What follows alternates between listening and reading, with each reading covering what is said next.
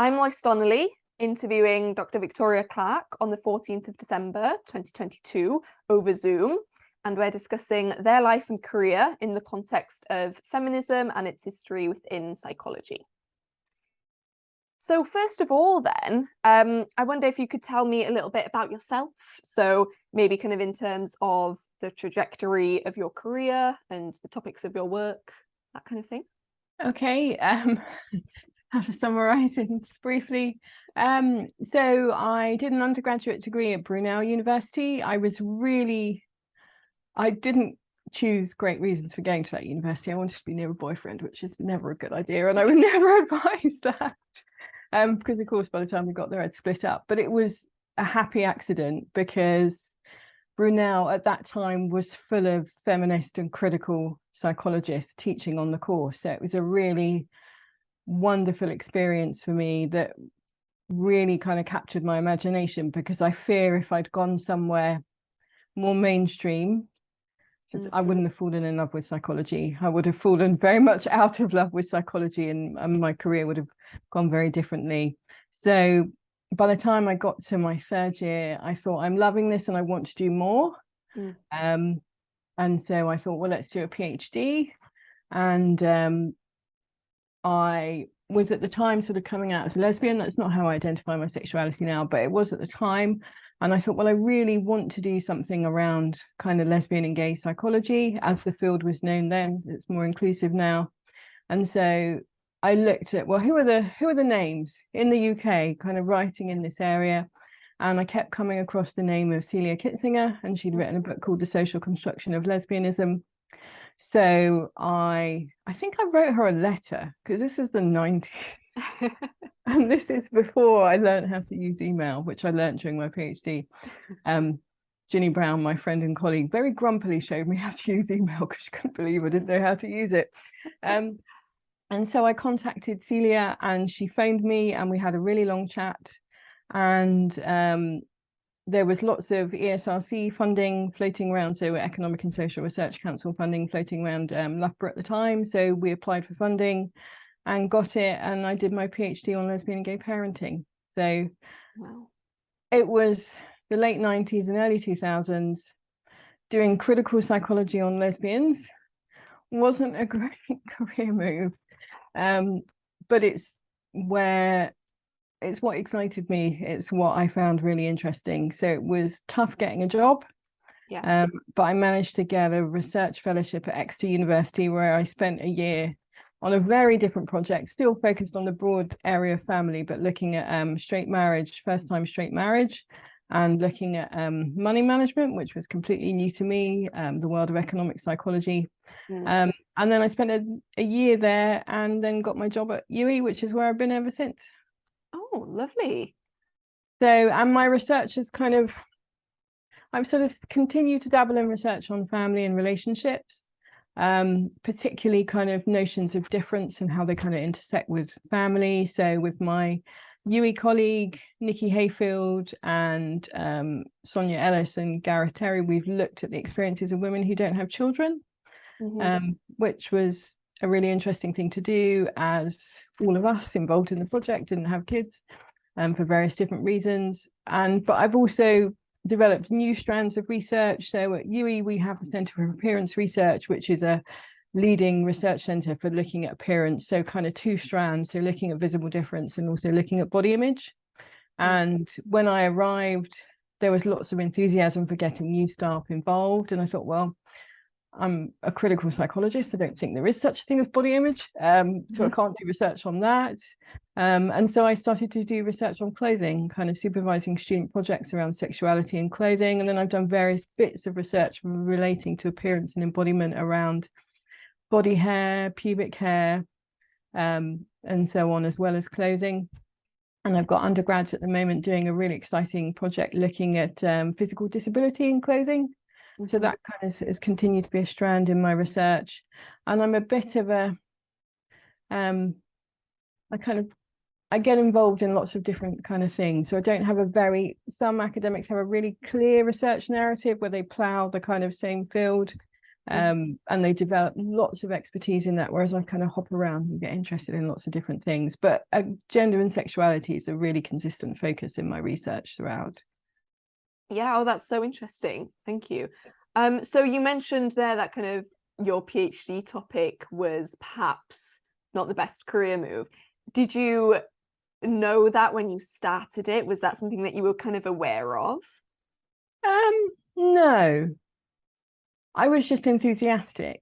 Yeah. Oh, I really want to do research. I mean, I was so naive. I thought, well, no one would have done research on this, you know, which is famous last words, you know, started to do bits of research and then discovered there's research going back to the 1970s. And of course, loads of people have done research on this. But what people hadn't done was critical research on it. They'd done lots of clinical research, lots of quantitative research, and research largely motivated by the fact that lesbians were losing custody of their children when their ex-husbands were kind of taking them to court for custody.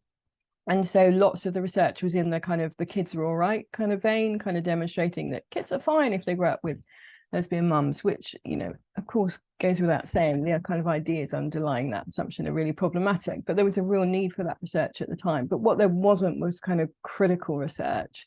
And I didn't really, because I was at Loughborough, and Loughborough then and now was a real hot spot for kind of critical psychology with, you know, people that had really founded and shaped that area of psychology there. It was the kind of, we got the sense that we were at the center of the universe. Does that make sense? Not in an arrogant way, but in a, this is what psychology is like now. It's this exciting place where people are doing kind of critical research. And then you kind of poodle off into the big wide world and go to conferences and meet people from other institutions, and you realize, oh, okay, psychology is not like this. We're doing something quite fringe. And then there was the dawning realization that, okay, so you've kind of screwed yourself at a job.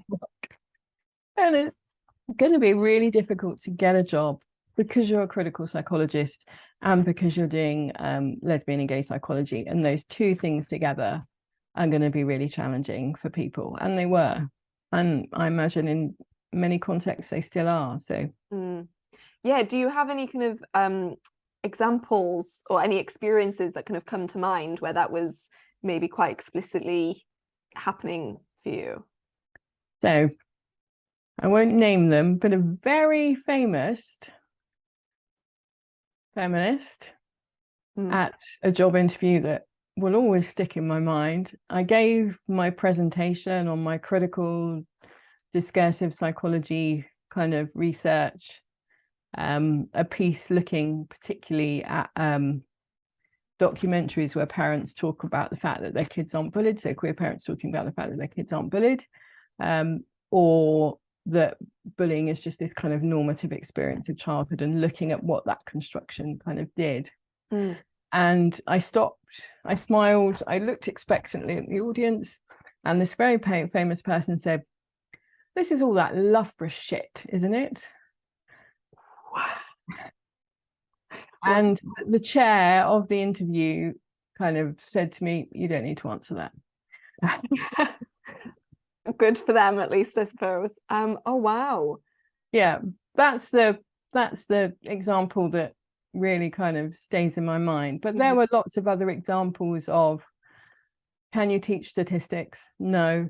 And kind of, do you see any value in kind of quantitative research? And being very kind of disappointed or baffled when I said, well, not hugely, you know, describing things, counting things maybe, but, you know, mainstream psychology is quite a flawed project. So yeah, that's so interesting. And so do you feel like that's changed over time now, you know, where you are now? It's really hard to say because I'm not on the job market and haven't been on the job market for a long time. Yeah. And when I do apply for, which I haven't done for years, apply for a job, I'm taking a lot of experience kind of with me.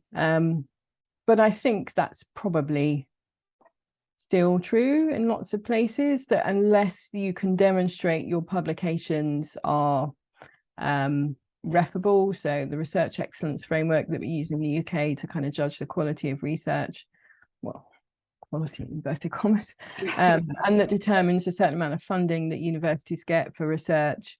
Unless you can demonstrate that you're refable, that you're, another metric within the ref is impact case studies. So case studies kind of demonstrating the impact of your research, and also research funding. If you can kind of demonstrate you're doing all those things, I imagine there's a lot less hostility. But if you're a little critical psychologist who can do research without money and kind of beaver away and do things that interest you, I don't think academia is kind of welcoming you with open arms. So I think it's still fringe. And I just, in the last 2 decades since I finished my PhD, I don't think the world has changed that much. When I have conversations with my mainstream kind of colleagues, they're still as baffled by things that they would have been baffled. If I'd had those conversations 2 decades ago, they would have still been completely baffled by things. So I don't think we've had an impact on the mainstream of the discipline. I see what you mean. So I suppose in a way you were quite lucky then to be in those little critical bubbles, both in Brunel and Loughborough. Yeah, absolutely. It was it's what made me love psychology and made me feel that all the frustrations I felt with mainstream psychology, there was something you could do with them, that you could challenge, you could critique. So I think for a critical psychologist, you have, part of you is focused out there on the world, and part of you is focused on your discipline and how the discipline can kind of change. But when you're in that little bubble, that focus on the discipline kind of shifts slightly, because you're with lots of kind of like-minded people and you share the same language and you can have similar kinds of conversations. And that's really nice. And I miss that in a way, being part of that world. I mean, obviously I have colleagues at UE who kind of exist in the same kind of little bubble and we speak the same language, which is really nice.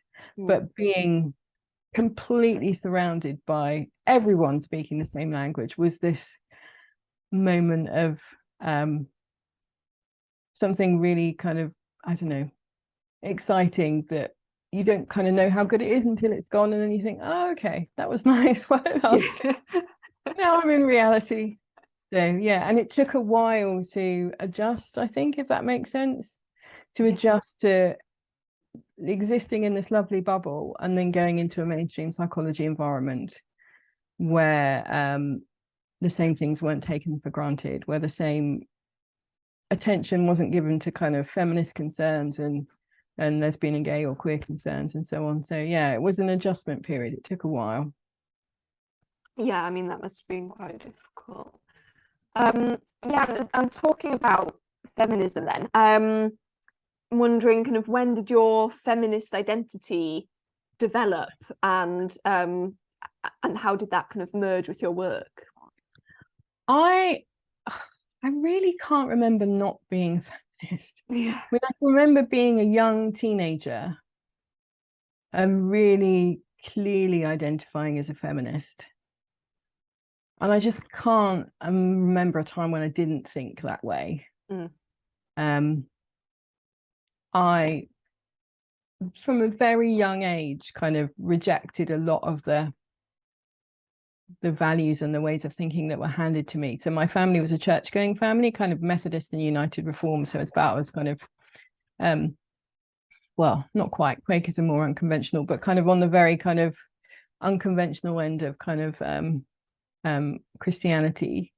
And I cannot remember a time where I believed in God. And I was very young, in single digits, I think, when I told my parents, I don't believe in God and don't want to go to church anymore. Right.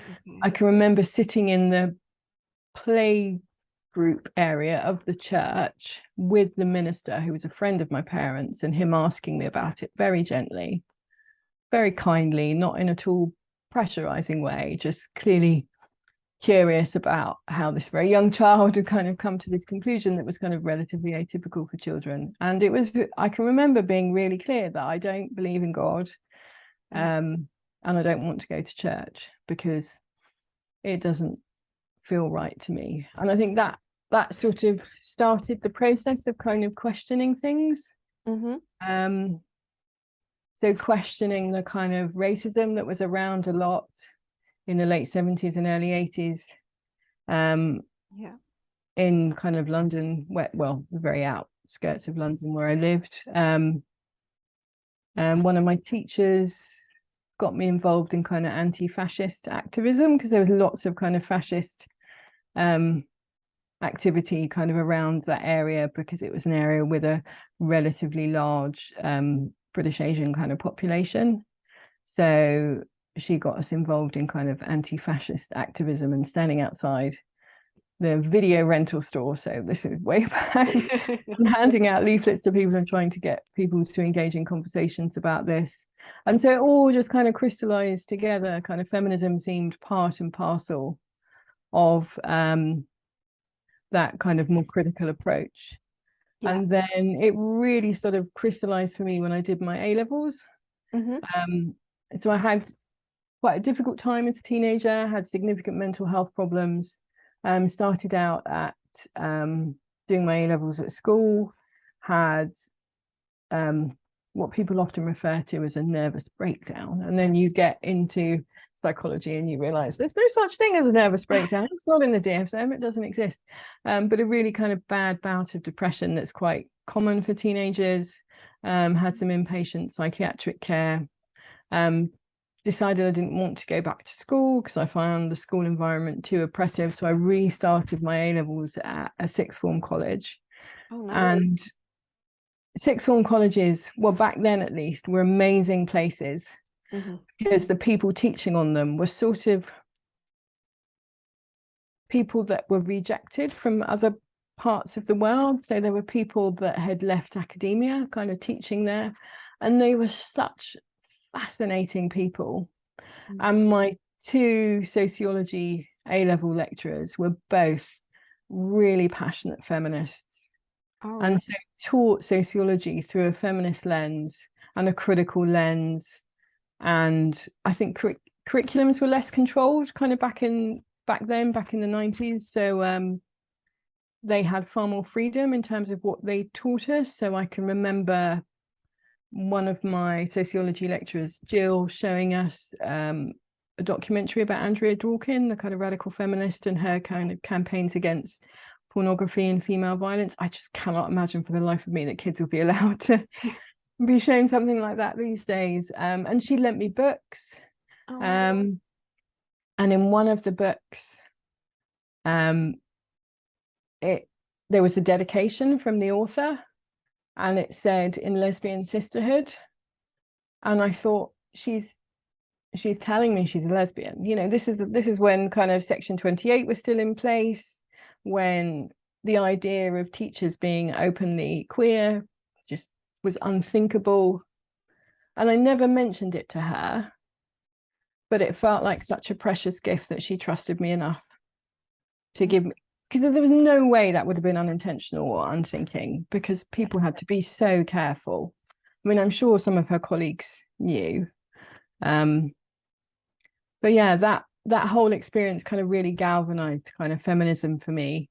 And then in my degree, I was really interested in kind of feminist perspectives and brought things in as much as was possible. And so by the time I got to my PhD, I knew feminism would be an integral part of what I would be doing. My main PhD supervisor was Celia Kitzinger, and she was really brilliant, sometimes in a quite grumpy and frustrated way, which I can understand now as a supervisor, in getting us to engage with history. And getting us to understand the history of the feminist movement, the history of feminist thought, the history of the lesbian and gay movement as it was talked about then. And it really ignited a kind of passion for history and for understanding kind of the context for where we are and how we've got to kind of places. So yeah, so it was, my PhD was both really exciting kind of learning about critical psychology, but also really exciting to learn about feminist psychology, to learn about lesbian and gay psychology, to understand how these areas of the field developed and evolved and changed, and all the kind of different ideas within them. So yeah, I mean, Celia always thought we never read enough, but I did so much reading, and it was such a wonderful experience because it's kind of given me the foundations for kind of everything I do now, which is great. Yeah. Oh, that sounds wonderful. I really like that story about the teacher with the book. That's really lovely story there. And yeah, so kind of after it, that's all started quite early on in school then. And what made you make that first choice to go into psychology for your undergraduate? What kind of I think it was because I'd had an experience of depression. And lots of people who have mental health difficulties have I will now save the world from mental health difficulties. And my FE college wouldn't let me do psychology A level. They said, no, it's too triggering, you can't do it. Which I thought was kind of a daft decision because there's very little in the A-level curriculum that is kind of triggering. So being denied the opportunity to study it kind of made me want to study it even more. See. As an undergrad. And I mean, I think in a way that's a good thing because I think the A-level psychology curriculum is so limited and in various ways. Yeah. And when I did my undergraduate degree, BPS accreditation was a lot looser. Right. So by the time I finished, I had a choice in what degree I graduated with. I could have graduated with a degree in psychology, joint honours in psychology and sociology, and I even think I had enough credits to graduate with a degree in sociology because I did my undergrad in a interdisciplinary department, and the whole kind of first year was interdisciplinary, so everyone did the same thing. Oh, no. And then you kind of pick modules across the kind of spectrum.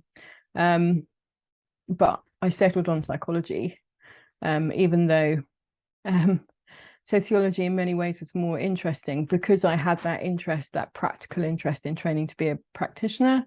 So I did what's known in the UK as a thin sandwich degree program. So you do a 4-year degree and you do 2 6-month placements as part of the degree. So where you do a whole year placement, it's called a thick sandwich, which I think is right language. So my first placement was as a research assistant, and then the second one was in a psychiatric hospital, a really old Victorian psychiatric hospital that didn't have many inpatients, but it's the kind of centre for kind of service provision. And that made me really want to be a clinical psychologist.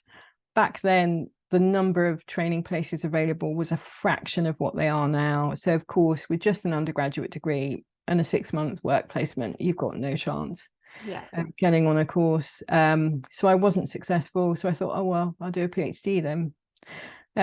So I knew I wanted to do more. I knew I wanted to learn more, but initially it was wanting to be a clinical psychologist, wanting to be a practitioner.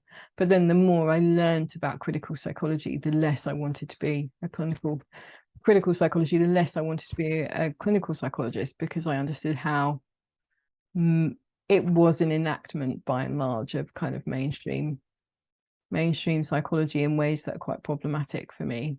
So so those things might have kind of clashed a little bit, I suppose, at that stage.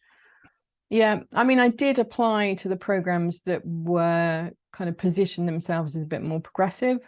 So UEL back then, which I think was run by Mary Boyle, kind of feminist psychologist, kind of, and an Exeter, which had a community kind of clinical psychology program. So I did apply to the programs that are a bit sort of more edgy, but I didn't get anywhere, and I think that's probably a good thing. Yeah. Yeah, so you're kind of happy with having gone the PhD route instead. Yeah. I mean, we could obviously get derailed into the conversation with all the problems with academia, but I really enjoy my job and I really like what I do. And I'm happy with the choices I've made, and I have happened to become kind of therapy adjacent because we have a professional doctorate in counselling psychology program at UWE and various psychotherapy masters across the years. And so I've taught on those, and I supervise on those. So I've got my closeness to the kind of practitioner world that has been quite nice and an enjoyable part of kind of working at UWE. Yeah, that's lovely. A bit of both. Yeah, a bit of both, which is nice, which is great. Yeah, lovely. Great. Could I ask whether you had any kind of key mentors or have any in sort of in the journey of your career? Yes, well, I think lots of people at Brunel were really helpful. I was taught by Karen Henwood, and she was really helpful and really supportive. There were lots of people that were at Brunel when I was an undergraduate that were really kind of interesting. So another person I worked for was Corinne Squire, who I think is now a professor at UEL. And she was doing a project on HIV and AIDS support groups. I was ridiculously naive and terribly precocious, but she was nonetheless hugely tolerant of me and very supportive and helpful. And I can remember saying, "You'll get on with Celia. She's very rhetorical." And I didn't know what she meant by that, but now I do, in the sense that Celia is a brilliant speaker. She's very eloquent, great arguments.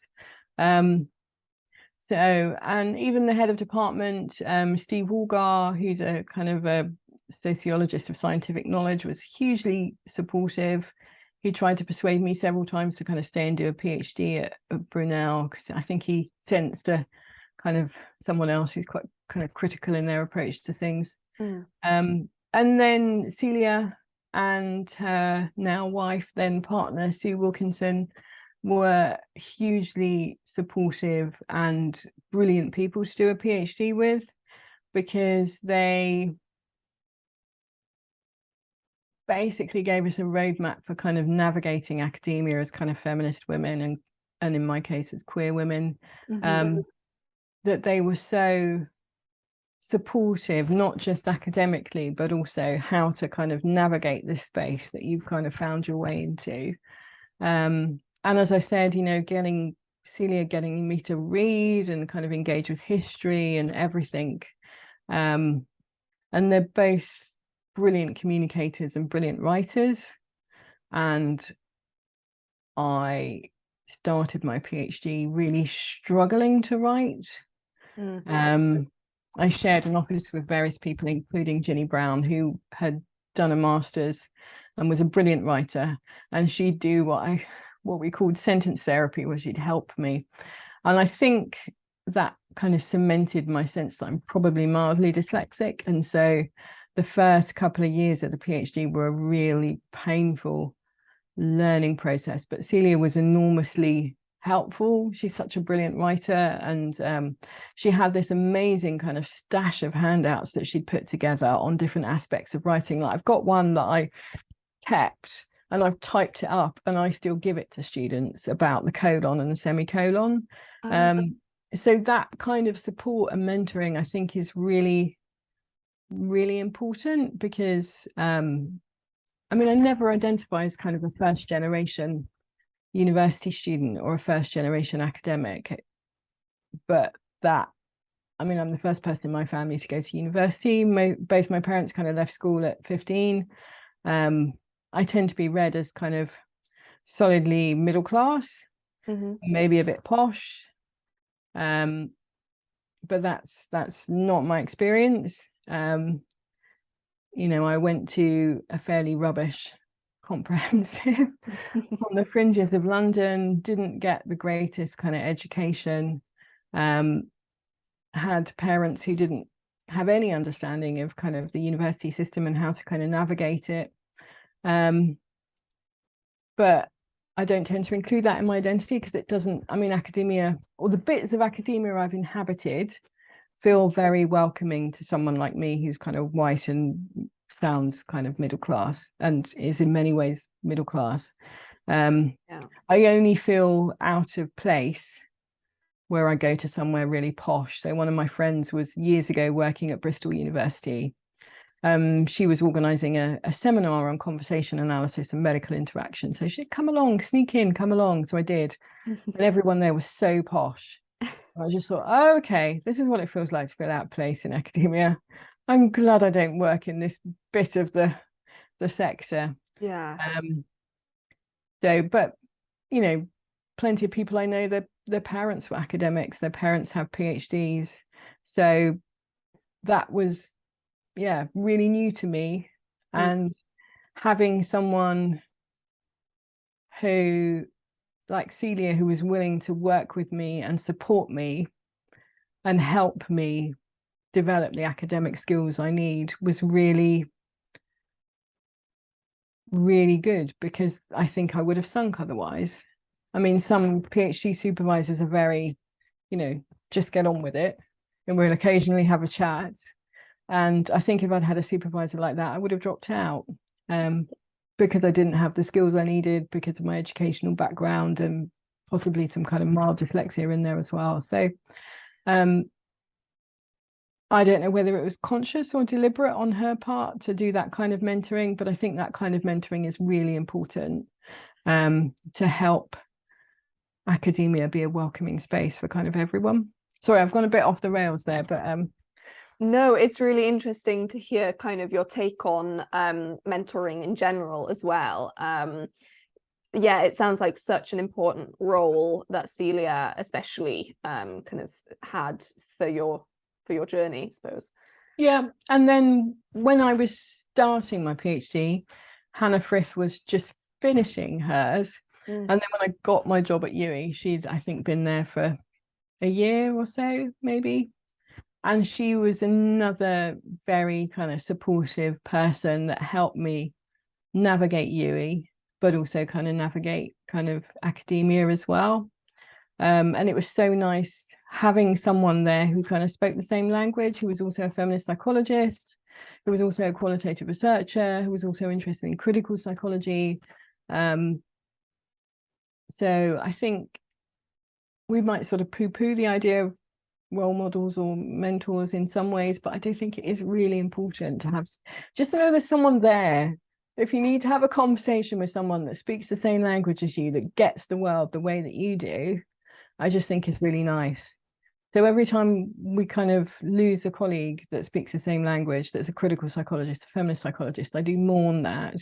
So we recently lost Helen Mawson. She's moved to Australia, and it sort of, obviously you feel sad about losing the person, but you also feel happy for them that they're doing something really positive. But it sort of, I don't know, shakes up your world a little bit, because you're losing someone that there's so much shared understanding there and so much you kind of take for granted that it kind of, I don't know, it reorganizes things in a way that doesn't always feel comfortable. Yeah, kind of, yeah, there's almost one less person in your team in a way. Yeah, and people who get things, who have the same kind of reaction to things as you do, who have the same kind of eye roll to things as you do, who if you want to kind of rant about something in academia, they completely, you know, if you want to rant about, I don't know, sexual harassment or something like that, they get it completely. So I do think that form of solidarity is really important, both from mentors and from peers, and just having a sense that there's someone else around who kind of gets it. Yeah, absolutely. That's lovely. Yeah, thank you. Okay. We'll change gears a little bit then to kind of talking more specifically about your work. So I'm wondering, first of all, is there any particular accomplishment or piece of work that you're most proud of?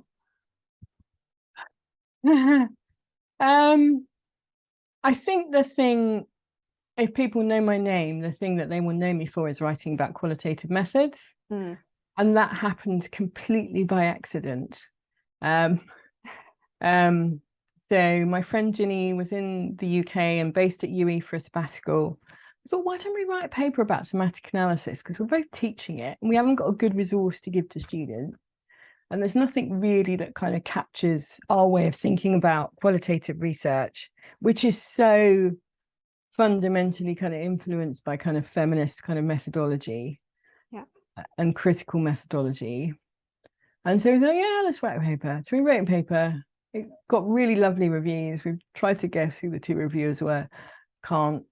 And it was published, and we didn't think anything of it, because back then we're both doing kind of critical research on gender and sexuality, engaging with tiny audiences, me in particular, really tiny audiences, because I was doing lesbian and gay research, as it was called then. Ginny was doing kind of feminist research around cosmetic surgery and various things like that. So I had a slightly bigger kind of audience. I had a more niche kind of audience. So we're used to kind of people not really, you know, talking to very small groups of people who spoke our language. And then all of a sudden this paper started getting noticed and it started getting cited. And I can remember being in the pub with a friend who I think was visiting from Canada. And it was her husband, and I think a friend of her husband who was all academics. And I sort of mentioned, oh, this paper's got like 100 citations. They were like, wow, that's really good. And now it's got 140,000 something. So That's a huge amount. yeah, so this kind of really shifted things for us, because you know, eventually we started getting asked to do book chapters in edited collections, and then talks and teaching and so on. And it is kind of defines what we do. It is just contributes a large part of what we do now. And it's kind of fascinating, because we've gone from having these conversations with other LGBTQ plus psychologists or other feminist psychologists about issues around gender and sexuality, to having a really big platform in a more mainstream kind of part of academia and talking to people across loads of different disciplines. But the thing I love is that they're getting a bit of feminist psychology and they don't know they are, because it is so kind of integral to how we think about qualitative research, that the wonderful feminist methodological literature that Celia and Sue kind of made us read and engage with, and they themselves were producing and creating, so fundamentally kind of shaped how we think about qualitative research, that it's in kind of everything we do. So even if we don't explicitly kind of brand things as feminist psychology, it still is. And we're sort of getting that everywhere, which kind of is enjoyable. And we also do that with the examples that we use, to the extent that we had someone contact us about the first paper that we published, because we use examples from Ginny's PhD research, which was on the social construction of the vagina, and my PhD research on social construction of lesbian and gay parenting. And this guy contacted us and said, have you got any other examples? Have you written anything else? Because I've got male students who won't read the paper because it mentions vaginas and lesbians. Oh, wow. And we're like, no, sorry. We haven't got anything that's kind of better than that, you know. That Yeah. the next thing we wrote, it was queer and trans kind of students at university. And then we did our textbook and we put a survey on pubic hair in there.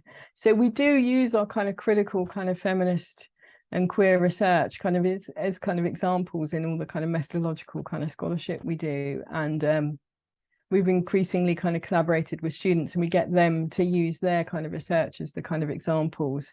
So again, we're getting kind of feminist, critical and queer psychology out to a big audience without them necessarily kind of signing up for that. So that feels quite nice. But we also try and provide some less threatening and challenging examples as well after that experience. It wasn't coming from a bad place. It was someone who was teaching quite conservative students, and really wanting them to engage in the material, and said, you know, that their cultural objections to kind of engaging with this are so strong. And we just couldn't help. So yeah, I mean, I suppose I really like that idea of kind of the sneaking it in almost, but yeah, I suppose there is a balance in, you know, you want people to engage with it so that you can sneak that in, without being too challenging for people. But no, I really like that. Yeah, so I mean, so that's such a big part of your work, I suppose. And yeah, has been for a while. Yeah, and we kind of dabble on the side with things. So another thing we got really interested in was the story completion method, which is a method that has largely been developed in feminist research. So it's where you give participants the start of a story and then you get them to complete the story. And it is, I describe it as magical because it almost is magical, the method and the way it works. It's just incredible. And I'm endlessly fascinated by it and the data that you get from it. And it started off being used in quite a problematic way by a feminist psychologist, I think in the US, called Martina Horner, who was looking at women's kind of fear of success. So Right. she took this technique from its kind of psychodynamic, psychoanalytic origins as a projective technique, like the Rorschach, where you say, here's an ambiguous stimuli, what do you see here? And story completion tended to be used in child development research, where you'd read off about children's attachment styles from how they wrote a story. And she decided to use it to look at women's fear of success. And her research was hated. And there were so many kind of critiques published of it because she came to this conclusion that the reason why women aren't successful is because they fear success, because success is unfeminine. And you can imagine that that argument didn't go down well with lots of people. So there were lots of kind of critical responses. And the disappointment is that she kind of tanked the method. Right. So she brought in this technique that had been used in the psychoanalytic tradition and been used mainly in child development kind of research and clinical practice, and thought, let's do something interesting with this. But what she did offended so many people that it turned people off the method. And then Celia, my PhD supervisor, ever sort of the methodological innovator, thought, this is great. Let's rescue this and turn this into something really exciting. And she basically kind of re-theorized story completion as something that could tell you about the discourses kind of out there in the world that shape how people make sense of things. That it didn't have to be a method that took you internally into people's minds and their motivations and their unconscious. It could be a method that kind of take you out into the world. Yeah. So she did this great project with an undergrad, Deborah Powell, and wrote it up, and it was published in Feminism and Psychology. And I don't know if this is unique and geeky to me, but when I was doing my PhD, I was obsessed with my PhD supervisor and everything they'd written. So I read everything that Celia had written, everything that Sue had written. And I read this paper and I sort of filed it away in the back of my mind. And then a few years later, I had an undergrad who wanted to do her undergraduate project on domestic violence in same-sex relationships. And I said, you're never going to get ethical approval, obviously nicely, so you're never going to get ethical approval to do that. It's just too much for an undergrad to do. It's too sensitive. It's not sort of appropriate for the participants to kind of expose them to those kind of risks. And then I don't know why, it just pinged into my brain, story completion. Let's do a story completion study. So you get people to write stories about domestic violence in same-sex relationships and straight relationships, and then you can do an analysis of the kind of stories people tell. And it captured the students' imagination. She wrote these brilliant story stems.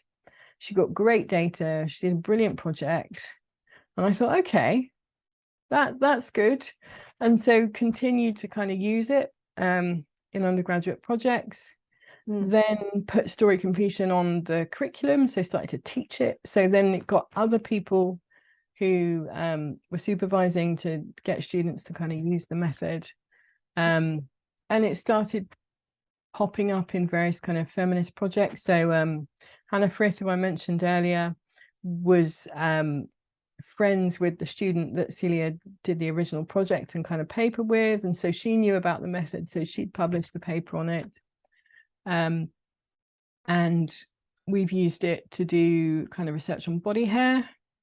Nice, yeah. Which is really fun. We were inspired by Brienne Fars's, I don't know if you know about her work that she's done, where she got her students to do kind of an experiment with body hair. So she got the women to stop removing body hair and the men to start removing body hair and to write a kind of reflective diary about it. And she's written various kind of papers on this, and it was just amazing. And so Jeannie and I said, okay, let's do a story stem that kind of captures this scenario. So we've written up that.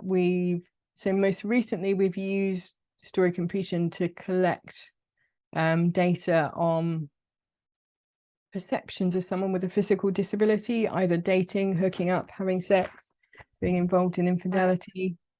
So, and it's a fascinating method that I really love and feel really kind of passionate about, because it really gets at something interesting and it really kind of captures participants' imagination. I think some just write brilliant stories, and we've got other colleagues enthused about it and writing about it, so it's snuck into all these different places. So that's something else that I find really kind of exciting, and it's a way to do feminist critical research with if you've got a bit of time, and you want to do a passion project that no one's going to love you for, that isn't going to get, that isn't about research funding, but is about exploring your passions as a feminist researcher or a queer researcher. Is such a great method, because you can do it online. It's relatively straightforward to collect data, and all you need is time. I mean, obviously time is a precious resource in academia, but you just need a bit of time, and then you can do something really interesting and exciting. So my main work is around methodology, but that also seeps into the kind of empirical work I do, where I do these kind of little passion projects around kind of gender and sexuality mainly. Yeah, I really like, I mean, the method sounds incredible. I would love to try that out. But yeah, it sounds kind of, I really like that idea of that all your projects involve passion, I suppose, and real interest in that, and kind of excitement about it, which is really nice. And so any work that you're kind of working on more recently then? So I've had a week of chatting through kind of papers with students. I mean, one of the things I really love doing, and is a big part of my job, is supervising student research. I love it when, I mean, whatever they do, it's great. It's great to help people kind of develop their skills as a researcher, but when their interests coincide with mine, that's really great. Or when their interests coincide with things I want to know more about, that's really brilliant. So on my agenda for tomorrow is working on a paper with a student who is a music therapist. So we have an MA in music therapy. I didn't know anything about music therapy. Now I know quite a bit about music therapy, which is really interesting, having supervised students on that project, on that program for various years. And she did a brilliant project looking at how music therapists make sense of race and class in music therapy, how important it is, how it plays out, how it impacts on things. So when my interests kind of coincide with theirs, or where they're doing something that enables me to learn, I really enjoy. So to write that paper, I was reading lots about critical race theory, which I didn't know much about. Obviously knew it's kind of demonized in the headlines and kind of a footballing culture wars and so on, and that was kind of really fascinating, and I really enjoyed that. But the main sort of projects that I have kind of burbling away at the moment are the story completion project looking at kind of disability and sex and relationships. So that's with Ginny Brown, and we're kind of done some analytic work, and we're going to write up a couple of kind of papers from that. And as you might expect, that disability isn't viewed wholly positively within the context of kind of relationships and sex, and there are lots of kind of quite stereotypical kind of narratives and so on, and that's really interesting, and that is fueled by both of our experiences of becoming disabled by virtue of having chronic illnesses. So Ginny has I always get it the wrong way around, post-treatment Lyme fatigue syndrome. I think that's the right way around. So that's where you get Lyme disease, you don't have treatment early enough, and you just basically have it forever. And I developed chronic fatigue syndrome in 2006. And then my experience of disability kind of changed radically in 2017, when I didn't know it at the time, I developed MS. And I kind of didn't win the MS lottery because before I was even diagnosed, I went to a progressive form of MS and experienced a really rapid onset of physical disability. Right. And so for me and Ginny, we thought, well, maybe we should bring our worlds together, our personal experience of disability and our interest in kind of critical sexuality research. And there is some work around disability and sexuality.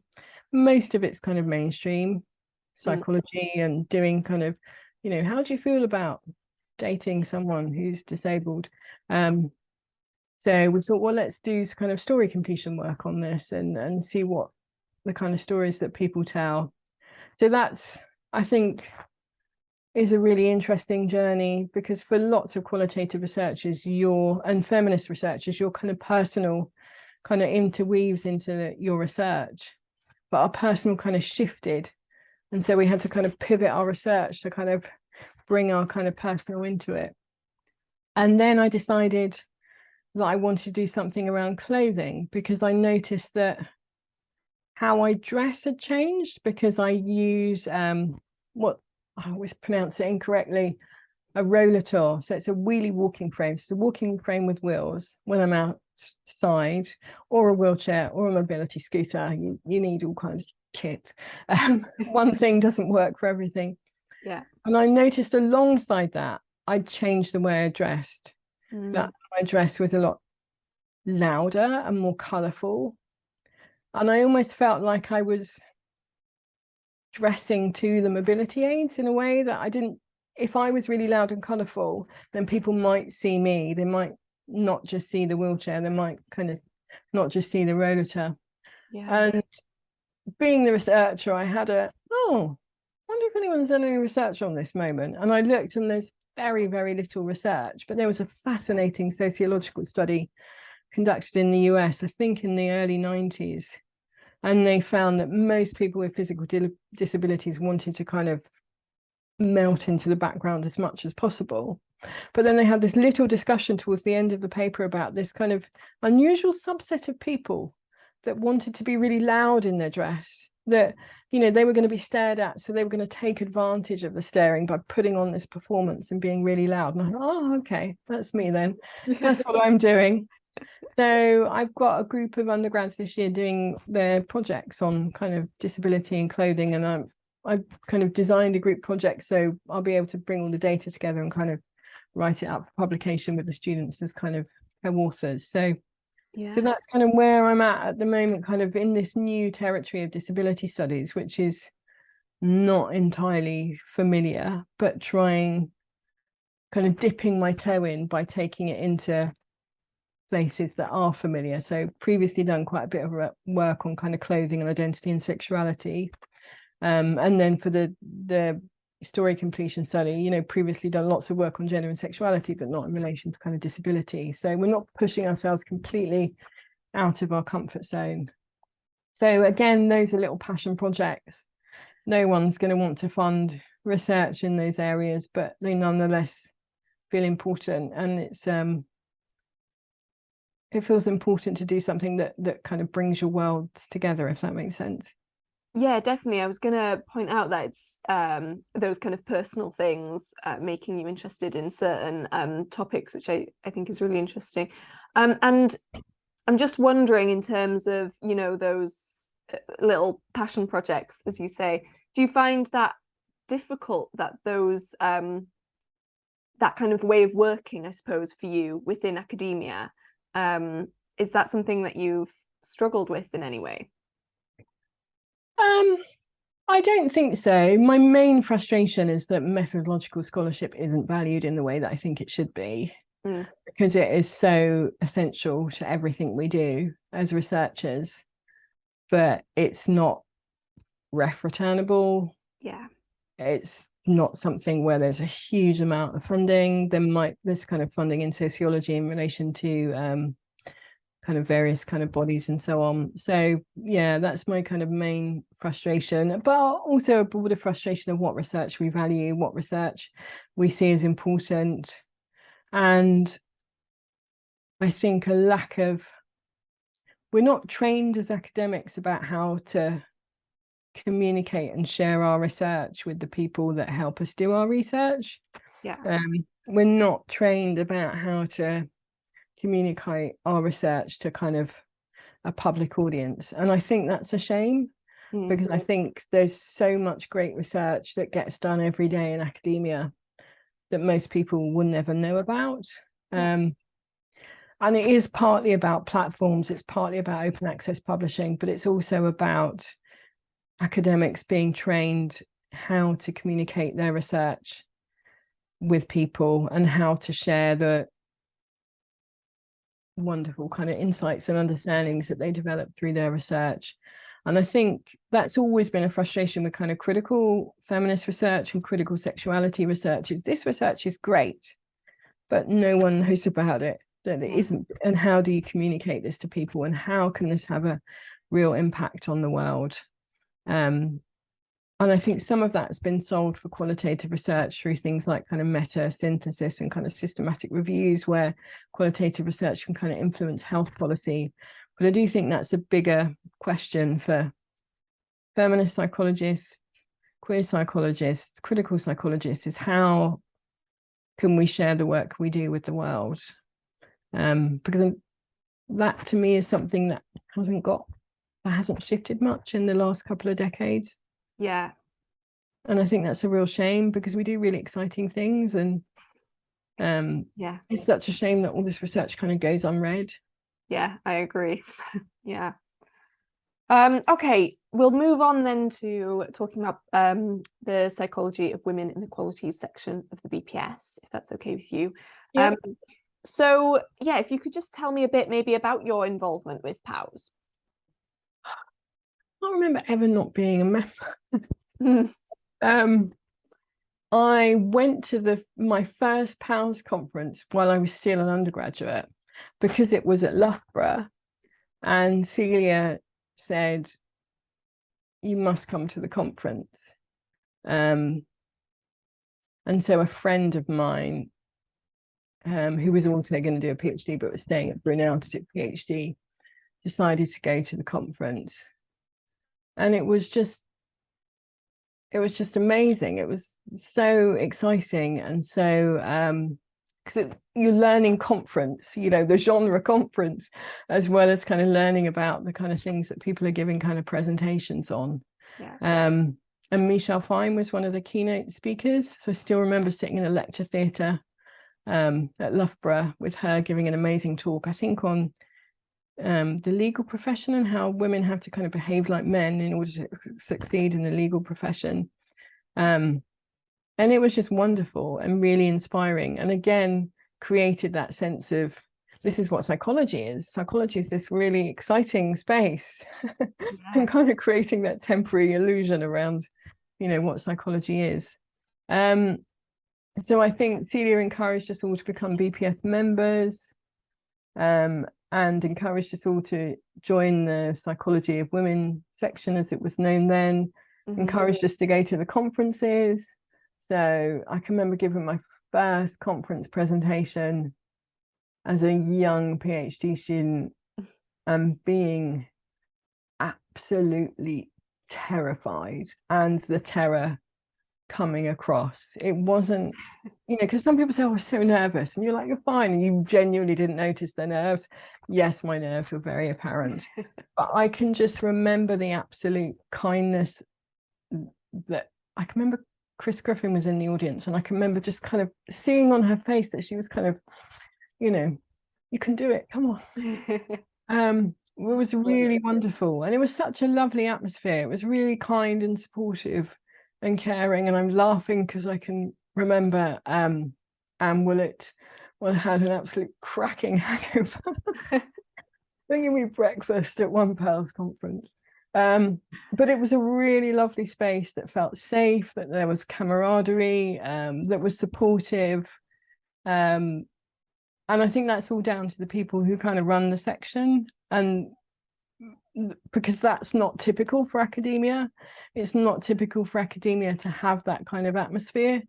And I think it's a real credit to the various different women and men who run the section over the years, because they've maintained that sense that was there when I first went, of this being this warm, friendly, inviting kind of space where people are doing really kind of interesting and exciting work, and a space that feels quite democratic and not very hierarchical.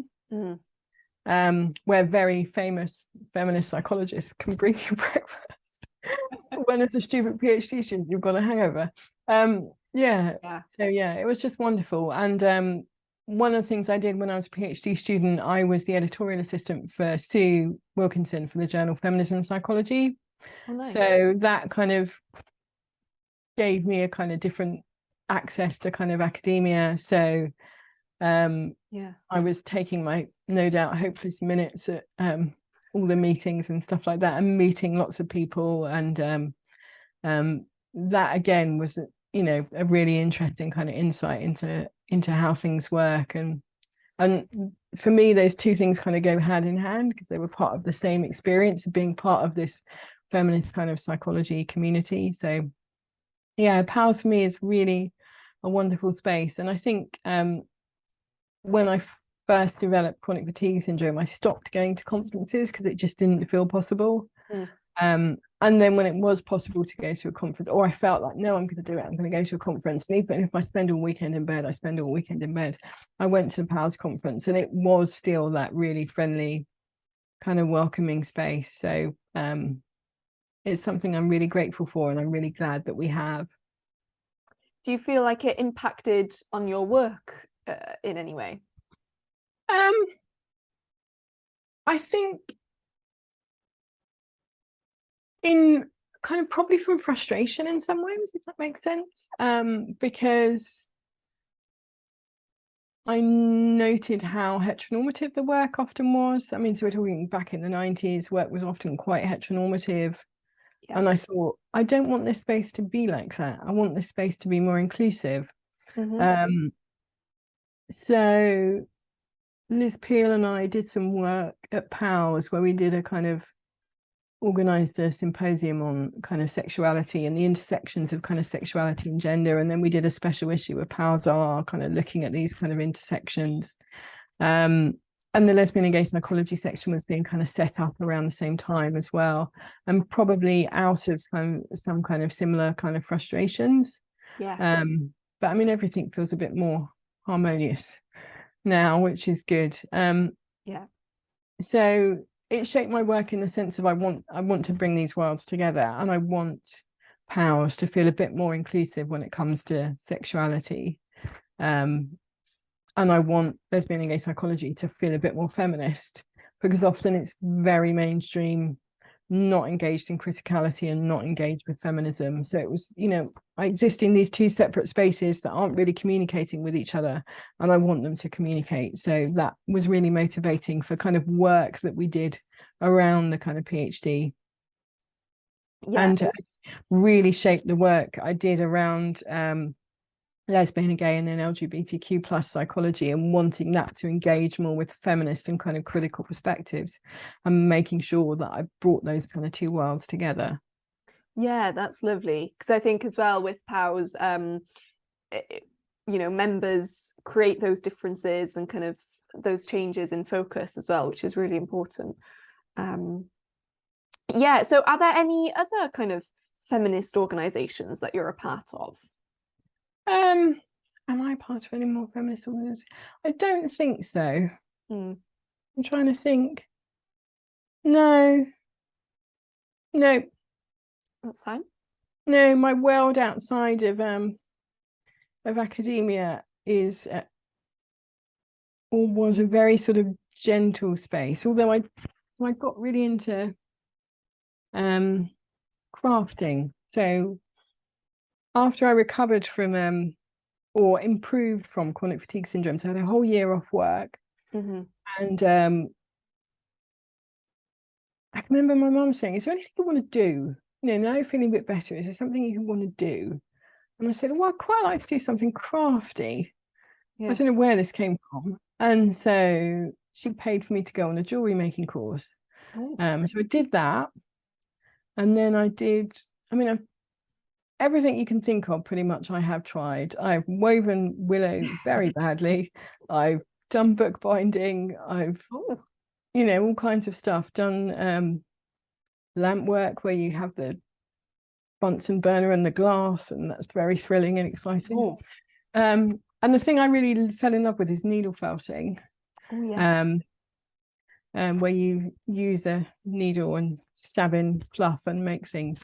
And I thought, how can I bring this together with feminism and activism? And so I did a few years ago at POWES conference, did a designer vagina workshop. So Ginny had been at a conference in New York, and someone was doing a needle felting designer vagina workshop, and I thought, this sounds fun. This is how I can bring my worlds together. And so I messaged her and said, get the instructions. And then she replied and said there weren't any instructions. So I said, okay, I'm going to figure this out. I can do this. So I looked on Etsy to see if there was anyone making this kind of thing. And there was a woman in Poland, and there were various other things online. So I started making, and then I just kept making, and I couldn't stop. And I've made, oh God, close to 100. Oh, wow. And they were all over the house. And then I thought, let's do a workshop at POWES and kind of bring my worlds together. And I did the workshop, and I also did a talk on craftivism. And it was the first time for me that the activism felt comfortable, because I think I would describe myself as an extreme introvert. And I think if you're very introverted, there's lots about activism that's quite challenging. Because it involves talking to people, strangers. So, you know, I've stood outside of the big Tesco's in Easton in Bristol, kind of trying to talk to people about fish and why they shouldn't eat fish caught in trawlers. And it's just like, there's a part of me that wants to die a bit here, because there's so much like hard work. And what I really liked about craftivism, as it's called, is that it's very gentle and non-confrontational. And if you're an introvert, it's a great way to kind of do things. And it's a form of joyful activism, because you're trying to connect with people. And, you know, there's a wonderful quotation about creating kind of small bubbles of joy. So doing that workshop at POWES was just absolutely wonderful, where people made their little designer vaginas, and I encouraged them to sort of make two and leave one of them in the world as a present for someone. And then I've done that at UE. So we have something called Feel Good February, and we've done sort of feel good felting. Nice. And then one of my colleagues runs a brilliant module on arts and mental health, Nicola Holt. And we did this action with students, which we called Postcards for Strangers, which we based on the project in the US called Postcards to Voters, where people write personal postcards to people encouraging them to go out and vote. So it's a big kind of community action around voting. And we thought, well, you know, students on campus, lots of stress, lots of challenges around mental health, lots of feeling isolated. Why don't we get students to create postcards for someone that say something nice or uplifting or have a little picture on them, and then just leave them all over campus for people to find. And students got into it, and they were amazing. And some of them did artwork on the postcards, and they were just absolutely brilliant. So that sort of gentle form of reaching out and connecting without necessarily having to have a conversation with a stranger that makes you feel really uncomfortable, I think is really nice. So yes, yeah, I love that kind of form of activism that you're doing there. And interesting story, I was at that Design and Vagina workshop in my first ever POWES conference, and I adored it, and it was really fun and made me feel very comfortable for my first time. So it was great. So thank you. Oh, I thought you were familiar. So that is where I know you from. Yeah, probably. Yeah. So yeah, that was really lovely. So that's sort of how I brought my worlds together, because I think one thing I find challenging as an academic with a chronic illness is it kind of takes everything. Yeah. And so finding something outside of academia felt really important. But then I slowly brought, so I was on the evenings and the weekends doing these little craft workshops, and I don't know if I've got anything visible behind me. You might be able to see the toadstools in the jar. I don't know if you can see those. So, doing stuff like that on the weekend, completely unacademic, but then I brought these kind of bits of my world together, which is really nice. But now with the kind of escalation of the MS, I mean, it really, work really does take a lot of energy, and activism isn't really an accessible space for disabled people in many ways. Yeah. I've noticed that recently with the kind of strikes, the national strikes that the UCU have kind of organised, because I did think, oh, should I go on the picket line? And I thought, no, because there won't be any loos, and how am I going to get there? And what if people decide they're going to move and blah, blah, blah, and change location and go to the rally, and how am I going to get there? And there won't be any loos. And so I do think that's a challenge that feminist activists and other critical activists need to kind of reckon with, is how we make activism accessible for people who may not have the mobility or the energy or the way of being in the world that activism often relies on. Yeah, that's such a good point. And I suppose in terms of I don't know, have you struggled at all with the kind of environment that academia is in itself as well, in terms of the workplace? Yeah, it's not hugely kind of disability friendly. I mean, I think I'm very clearly positioned and branded as a feminist and a queer woman, and therefore don't say anything stupid around Victoria, which in some ways is kind of helpful. But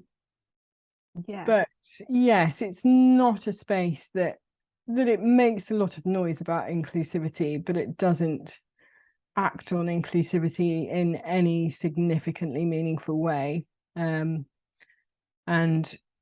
I think a lot has to change to make it a more inclusive and welcoming space for people. But how we do that, I don't know. When it is organised by sort of market forces and a commercially kind of driven activity, I think the relational kind of model of education needs, it can't be driven by kind of market forces. So that's the kind of uncomfortable thing about being an academic is when you're an educator, you're in a relationship, and if you commodify that, it becomes really tricky. So yeah, I think there's much that needs to be changed about academia at the moment. Definitely. Okay, well, so going back to kind of POWES more specifically, how do you feel that maybe it's developed over the years, or that maybe it should develop in the coming years?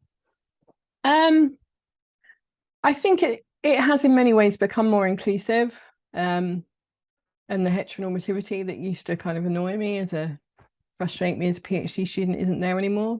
But I do think it has a way to go. I think the decisions that are made need to be inclusive, and for example, the conference venue is lovely. I've been there many times. I really enjoy it, but it's not accessible. There's only one accessible room, so one disabled person can go, well, one person with physical disabilities can go to the conference, and that's it. So I think if POWES is really going to be true to its equality principles, that it needs to choose a conference venue that is fully accessible. The events need to be, I think, there was this kind of nice period during the pandemic where things suddenly became more accessible to disabled people because they're run online, and then we've all gone back to normal and gone back to face-to-face conferences. And, you know, the risks of getting a COVID infection are different for different people. You know, the risks for me can be fairly profound. It could trigger another MS relapse. If the next relapse is any one like the last one, I would probably need permanent care. I probably wouldn't be able to work anymore. So the consequences could be pretty devastating. So I think that we've gone in. I mean, I completely get where people are at with COVID. It was a traumatic period and people just want to pretend it's over. And I get that desire. But people's ability to access that fantasy and live with the consequences of that fantasy are very different. And I would really like to see POWES taking a lead in promoting kind of some degree of COVID realism and some equity around COVID. So making sure masks are worn at face-to-face events, making sure there's always online options for participation. So I think there's some really practical things that POWES can do to support kind of disabled inclusivity. I'd really like to see happen. And making sure that there is representation from people with different lived experience on the POWES committee, I think is really important. And thinking about, I mean, the problem with being disabled and having a fatigue related condition is you just don't have the energy to do all the extras. And so it's thinking about, well, how can we make this accessible for people so that they can get involved and they can participate? So I mean, I don't like this as a buzzword because it gets misused so often, but I think intersectional kind of thinking around feminism is really important. I think the priorities for feminism are different from what the priorities are often presumed to be, because I think the priorities are often shaped by a white first world Western kind of agenda. And so I think climate change has to be a priority for feminism, because women globally are being disproportionately impacted by climate change. So I think that has to be very firmly on our agenda. And we have to think about what contributions we can make to it. So I don't think feminist psychologists should be flying to conferences. I know that's an exceptionally unpopular opinion, but you know, the world is literally going to burn if we don't stop. I think we need to think about just small practical things, like when we host an event, the kind of food we serve, you know, and thinking about how we can make our bit of psychology more environmentally sustainable kind of going forward is really important. I think the trouble is climate change isn't seen as kind of feminist. It's something else.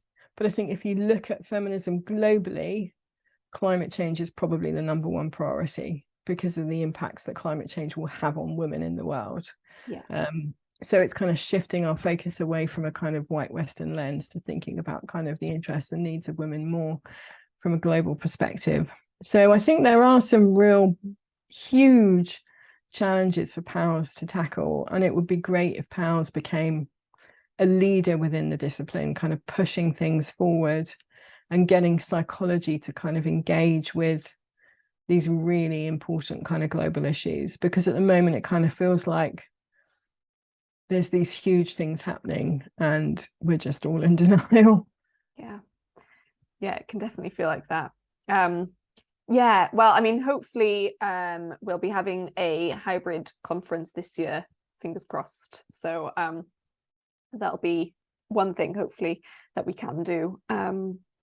But yeah, no, those are really good points, thank you. So I suppose then, in terms of kind of feminism and psychology more broadly, what impact do you think feminists have made in psychology so far, and what is there to continue to do? I suppose you've answered maybe that latter bit with the with your last answer, but is there anything else to add?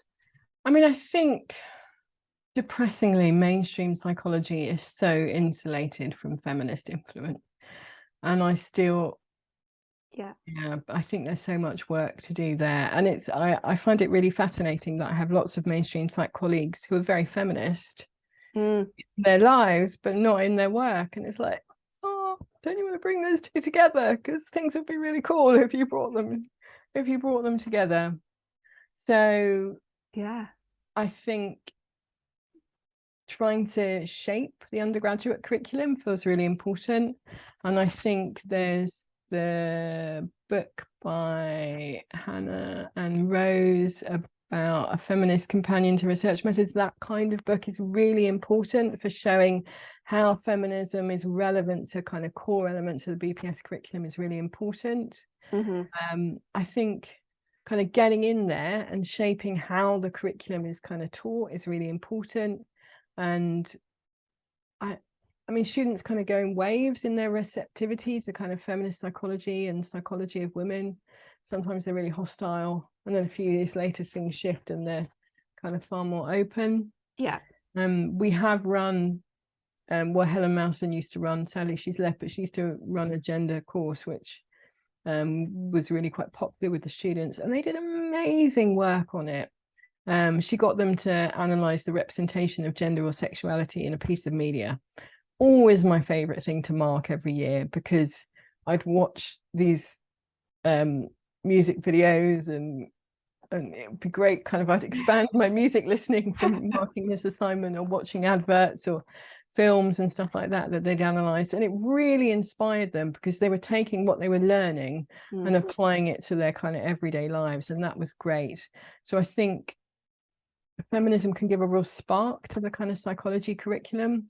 So I'd really like feminist psychologists to be getting in there with the undergraduate curriculum and kind of making sure that it's represented and thinking about what we're teaching students and the stories that kind of we're telling them about psychology. You know, one of the, unfortunately it's become a buzzword, the idea of decolonizing. I can never pronounce that.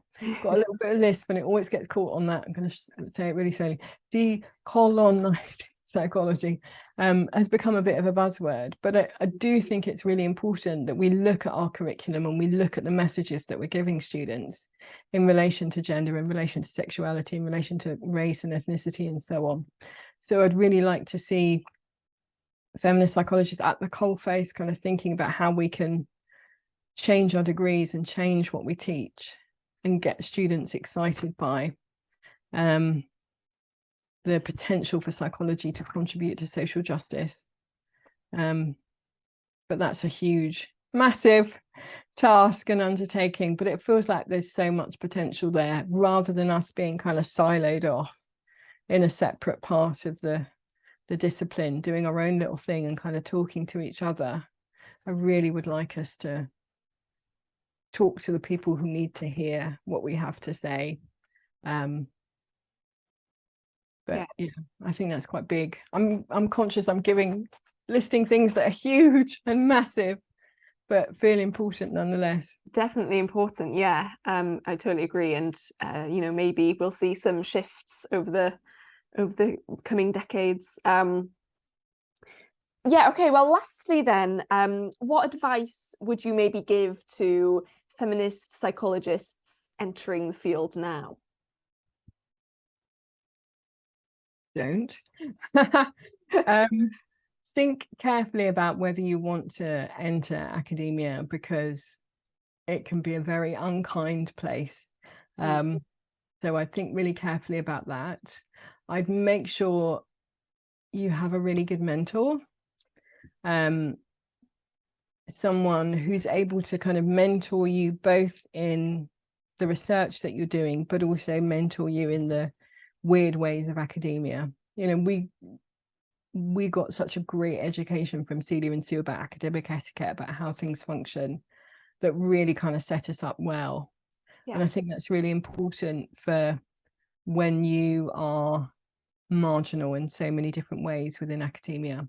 So I think find good mentors, find good peers who can support you, because that was a really wonderful part of my PhD, was being part of a huge cohort of PhD students. I think there were about 80 of us at the time, but also being part of a cohort of critical psychology, and also lots of peers doing feminist research. So we could have conversations with each other about our research, that we could give feedback to each other on our research.